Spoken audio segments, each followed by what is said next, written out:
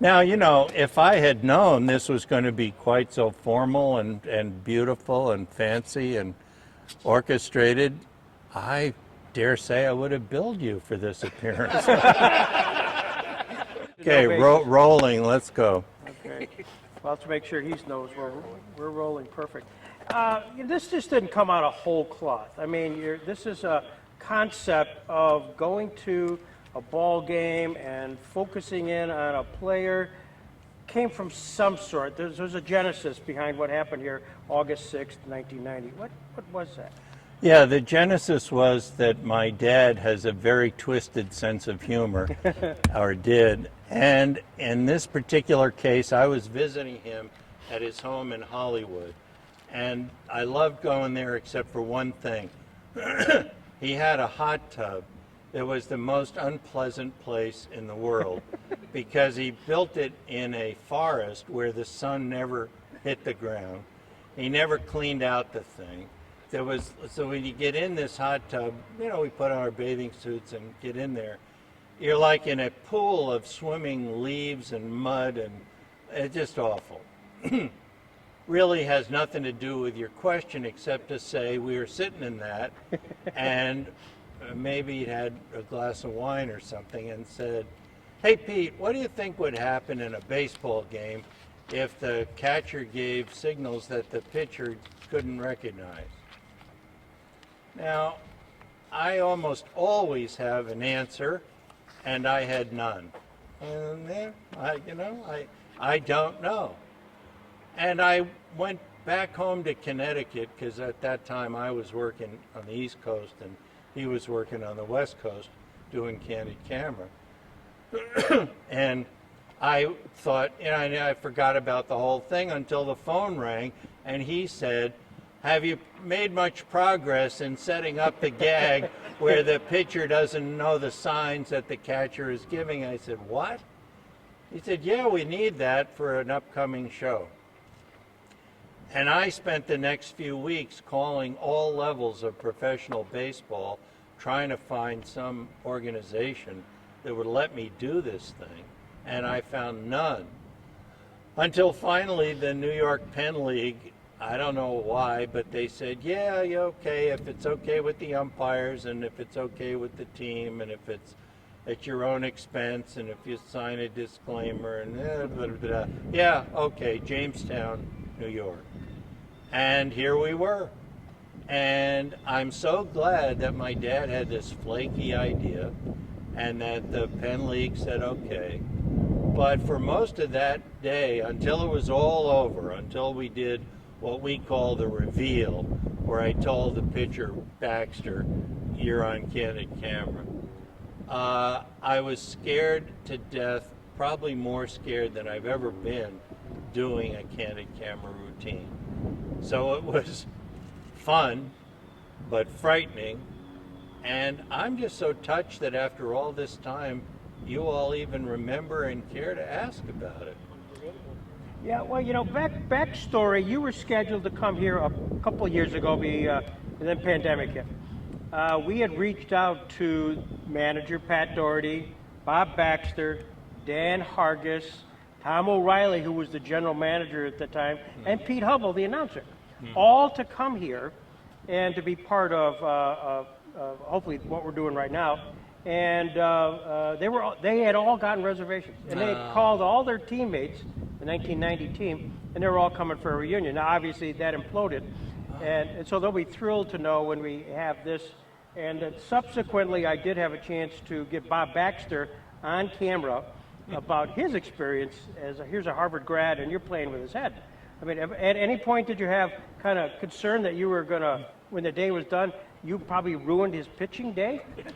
Well, as I wrote in my book, which is called Self-Amused, on sale wherever books are available, I write in there that I come out to do this game as the home plate umpire, and the first thing I see is that Baxter is a lefty. He's doing his warm-ups, and I'm thinking, oh, this is great, because in baseball lore, lefties are almost always flaky, and this guy's got to be a real character.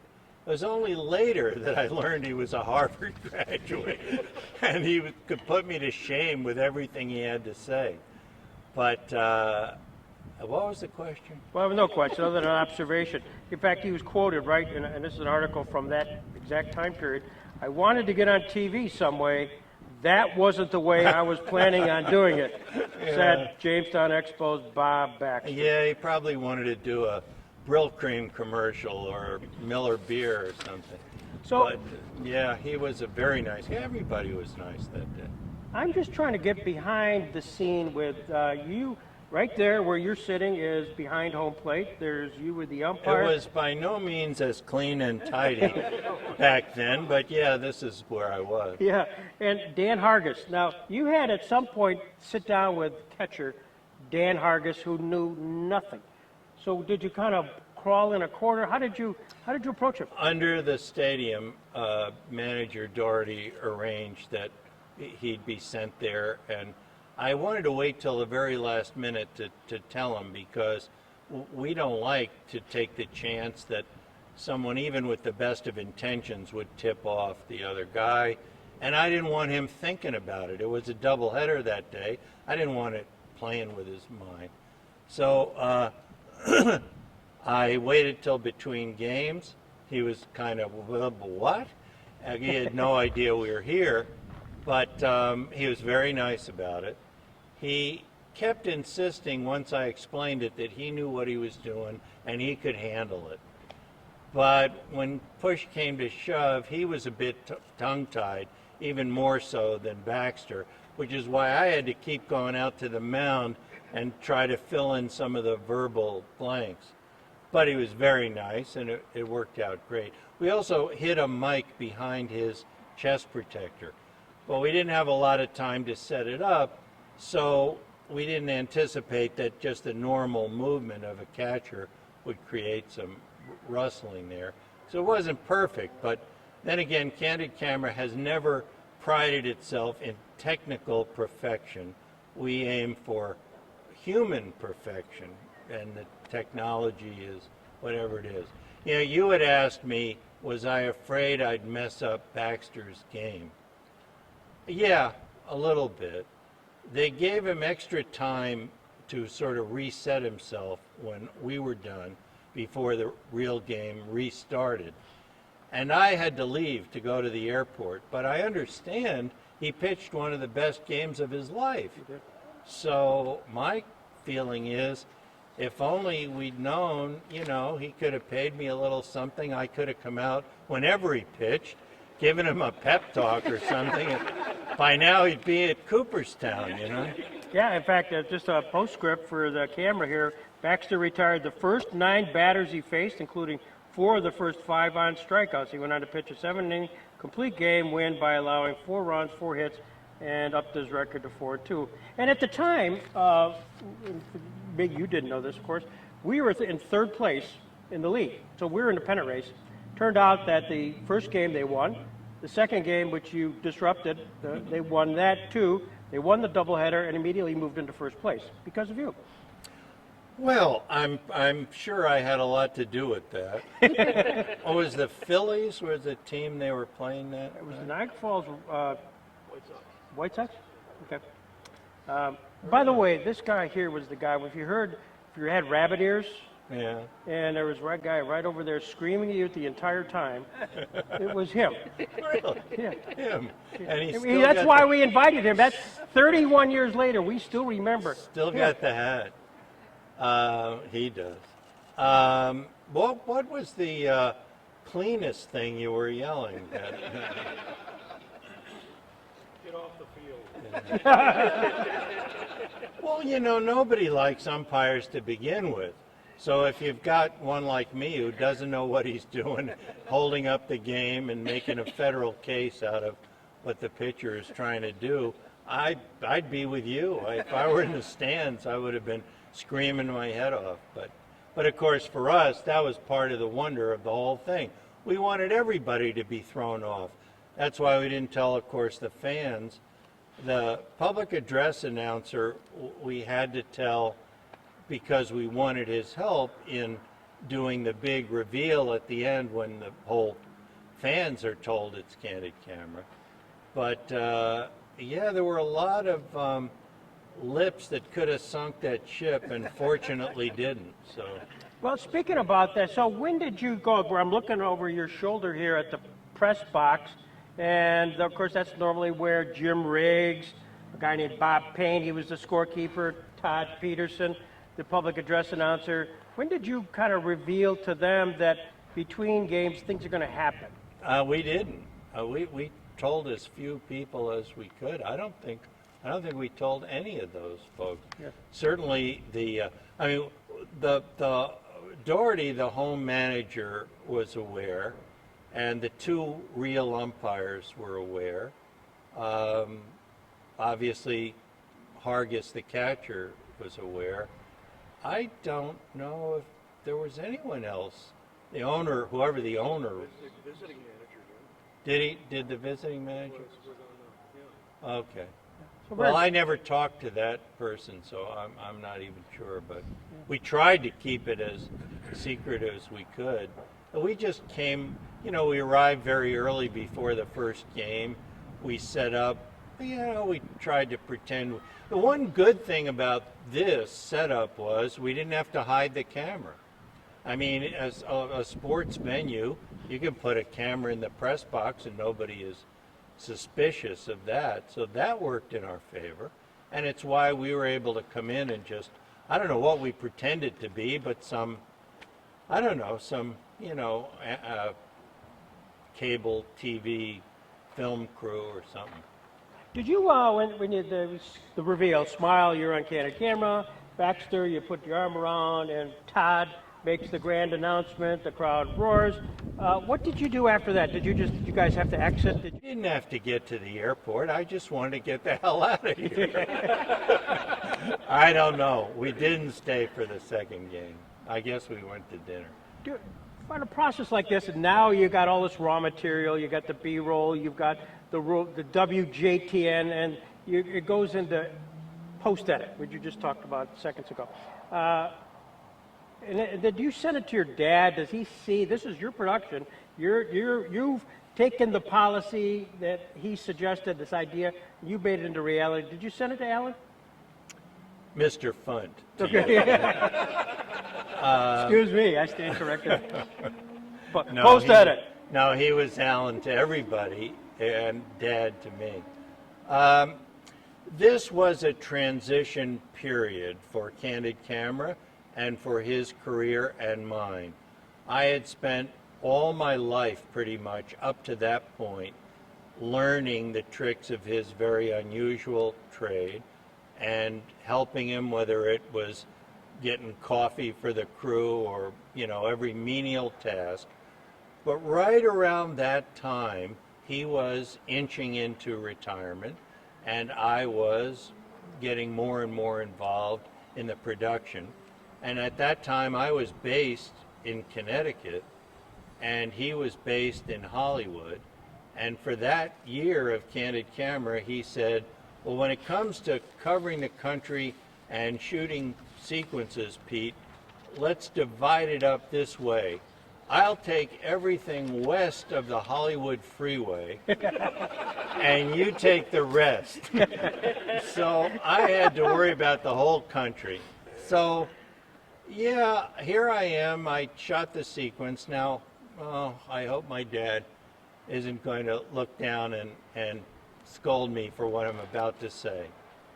But at that time, in that transition, what I was supposed to do, my instructions were, take the footage, take it to an airport, put it in a box and send it to Hollywood. We'll take care of the rest.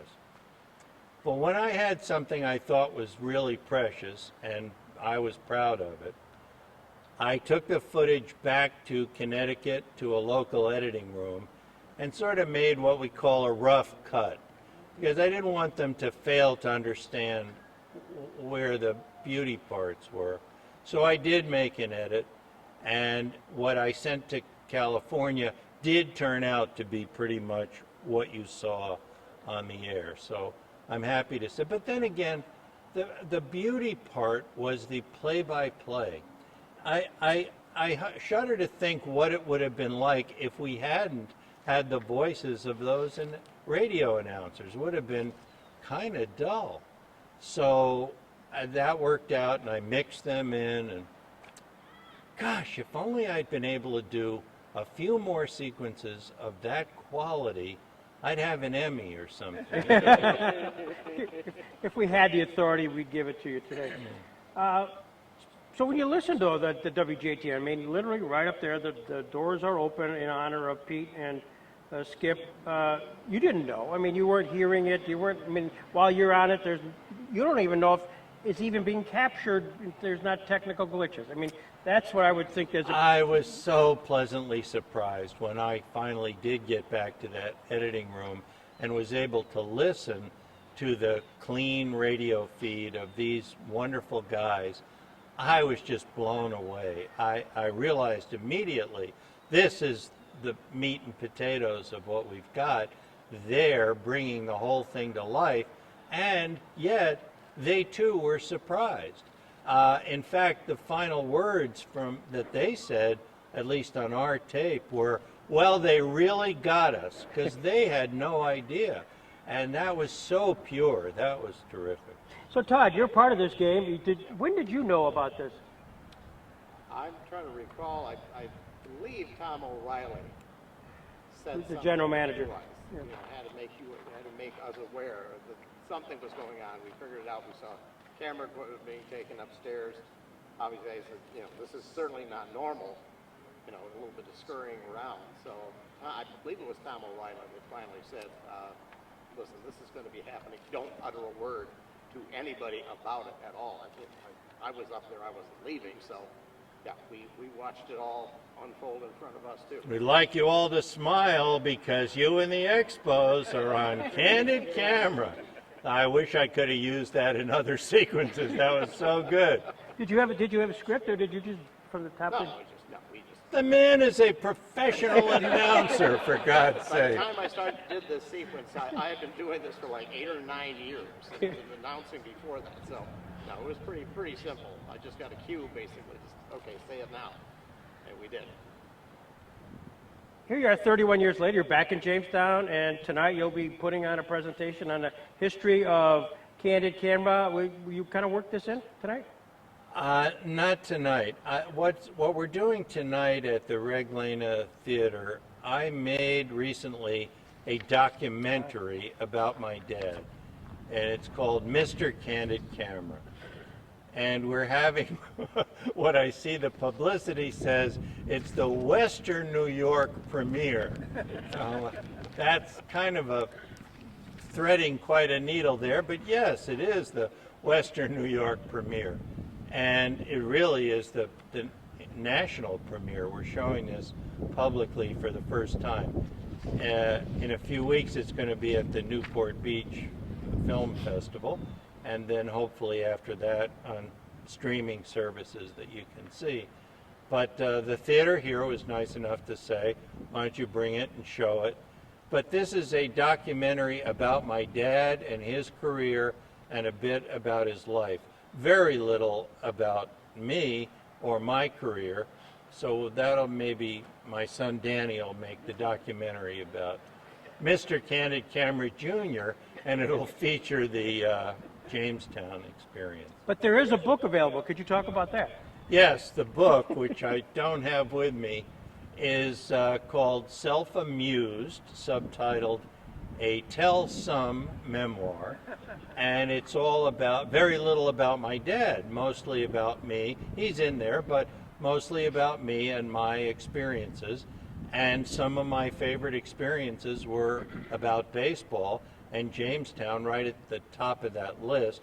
So I do spend quite a lot of space in the book recounting the Jamestown story, and there's even a photo of me on the mound talking to Baxter during the bit. And you're probably wondering, well, Peter, how can I get a copy of Self-Amused? Could you tell us? Pray tell. Well, it's on Amazon or Barnes & Noble. Actually, the best discount is at candidcamera.com, so go there. Great. Yeah, this is the picture. There it is. And Jim, one of Jim's Riggs, his article talks about a recap of the 1990 season. He goes, however, what will be remembered most from the 1990 season was a memorable night, thanks to the son of a memorable man. Alan Funt thought the idea he tried in Jamestown would work, and when he saw it a few months later on television, we learned he was right. And it was implemented by one Peter Funt. And this is a thrill for us to have you here. Well, thank you very much. This is running through my head in so many different ways. I'm tempted to make an analogy to the Field of Dreams. You know, go with that. This summer, that was quite an experience just to watch on TV. That was great. Of course, you don't have cornfields here, but this is a Field of Dreams for me. But I'm also thinking of the late Rod Serling. You remember Rod Serling's Twilight Zone? I'm sorry to say, if Mr. Serling were here, he'd be standing here and he'd look at the camera. I can't imitate him, but he'd say, imagine yourself at a baseball field. 30 years have passed, but for this group, time has stood still. You're now in the Twilight Zone. That's what this is. Thank you very, very much. Thank you.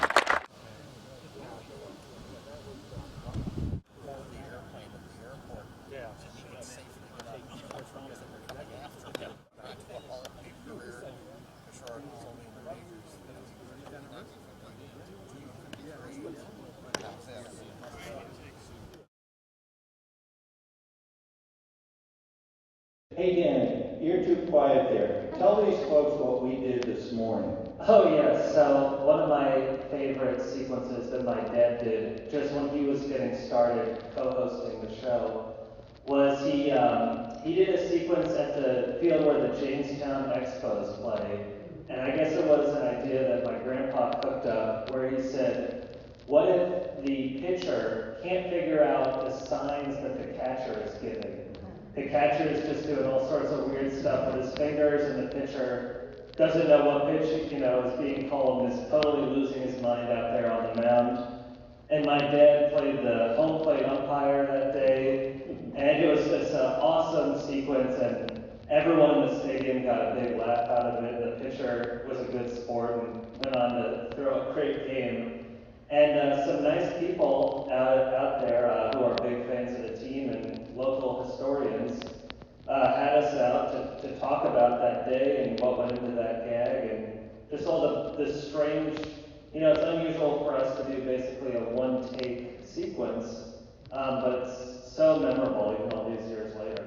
So that was this morning. You still have that wonderful ballpark there. I guess the skunk? Skunk? What do you call it? What? Tarp skunks, come on. Tarp skunk. I'll never get that right. It's funny once I hear it. That's a great name. Yeah, so we were glad to be there this morning. And I told the folks at the baseball field that I took the liberty of writing a whole story about the Jamestown experience in my new book that I wrote that came out just last month called Self-Amused. That's the name of my book. Hey, so where can someone get that book? Well, I suppose if they wanted to, they could go to Amazon.com or Barnes & Noble or right out in the lobby. But I think they're selling them tonight. It's called there's somebody's got one. It's called Self-Amused, a tell-some memoir, because I didn't want to give it all away in one book. I want you to come back when I write the second book and buy that one too. But yeah, it's Self-Amused.